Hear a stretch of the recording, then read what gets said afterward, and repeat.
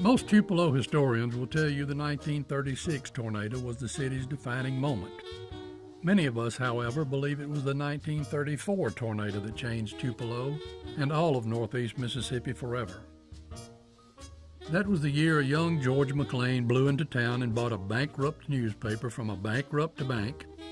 And though he had no formal journalism training and Tupelo was in the poorest region in the poorest state in America at the time, Mr. McLean had an abiding belief. All that could change if its people started believing in themselves and investing in themselves. He made sure the Daily Journal focused its coverage on Tupelo and the smaller surrounding towns, and especially the people in those towns. And within a few years, he made his newspaper an enduring success. Working in the 1970s at the Northeast Mississippi Daily Journal, I quickly learned his character: demanding, caring, and generous. He expected things to be done right, and he didn't hesitate telling us if they weren't. By the same token, he cared deeply about the Journal family as a whole and each of us individually. By his own admission, he had a terrible temper. He probably holds some kind of record for apology notes, and I'm pretty sure he's never been described as gregarious. But he was a good man.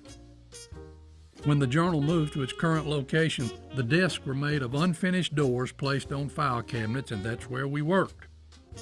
People would leave hot water running or dripping, and he just turned off the damn hot water. Then again, he was just as likely to give $25,000 to a good cause. And before the conversation was over, commit 2 or 3 of his peers to the same amount without them even knowing it. A devout Christian, Mr. McLean was a firm believer in and practitioner of the social gospel, and that community development precedes economic development. He put the Journal's corporate money where its editorial mouth was. Appalled by low reading scores, he spent more than $1 million on classroom reading assistants for first and second grades in the Lee County schools. Years later, all Mississippi public schools had a similar program. And by pure George McLean willpower, he enticed both Itawamba Community College and the University of Mississippi to open campuses in Tupelo. It's our regional cooperation that Mr. McLean preached so intensely and invested in so heavily that has made us who we are. He was the visionary behind the Community Development Foundation, responsible for hundreds of thousands of jobs in Northeast Mississippi.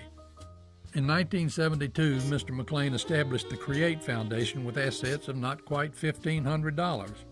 When he died, he left the Daily Journal to CREATE. In its 45 years, CREATE has given more than $96 million to communities and organizations in Northeast Mississippi.